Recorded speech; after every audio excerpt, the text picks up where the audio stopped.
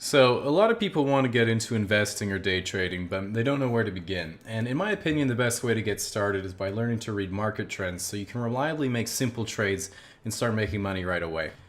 So, the first thing you need to know about the stock market is, of course, the two directions a stock price can go, which is up or down. And if you think a stock is going up, we'd say that you're bullish, and if you think a stock is going down, we'd say that you're bearish. So with that terminology, to start with the easy trading patterns that you probably recognize from your stereotypical stock chart, we have what's called a rising wedge, a bullish pattern where the value steadily climbs as the trading range narrows, which of course means you should invest, and the reverse of that is called a falling wedge, which is a bearish pattern, and of course means you should be selling or shorting the stock. And shorting simply means borrowing the stock from a broker to sell at the current price and covering it later at hopefully a lower price.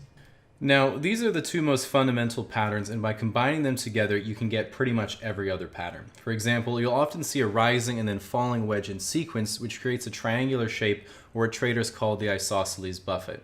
And while this doesn't mean too much all alone, if you see two adjacent isosceles buffets with a big buffet in the middle, we have what's called a Warren range. And what you want to be doing here is trading on the neckline right where the Berkshire breaks. So you're going to want to measure the distance between the hairline and the neckline and enter short where the neckline meets the descending slope with an equal point target while placing the stop loss just above the point of highest resistance to the right of the Warren range.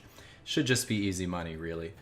Okay, so moving on, if we step back and you see a pattern of two or more Warren ranges in sequence, all trending towards a higher peak, we call this a bullish bill, which is really where the big money comes from. So if you see this pattern, it means that right away you should Alt-Tab, close your 24 tables of limit hold'em, and start dumping money into tech call options like your child's future doesn't depend on it.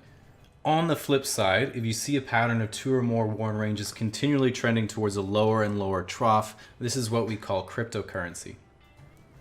So now that you know the basic trading patterns, you're ready to get investing, and you don't need any special equipment besides a computer. However, if you do decide you want to take this seriously, I would recommend getting some additional monitors.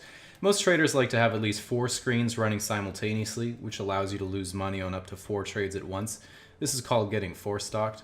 So with that said, you have to remember that your portfolio can only drop in value by 100%, while it can go up by way more than that, which is why it's important to consider how to manage your money in the event you accidentally make a return on your investment of 10, 100, or 1,000 times your initial buy-in. So you have to ask yourself, in the event you massively increase the value of your portfolio in a short amount of time, what's your strategy going to be to reinvest that money? And there's actually a few different options you have that I'll go through with their different pros and cons. So the biggest advantage of the Amaryllis is definitely the dining space and fumed oak trim, although you could definitely argue the sauna is a bit lacking. While on the other hand, the Optasia is also a good choice because it comes with several jet skis and an array of tenders, which are highly coveted in the trading world. But unfortunately, they've omitted the stripper poles for this year's charter model once again. But either way, you can't really go wrong, and if you're really not sure, it doesn't hurt to go for both.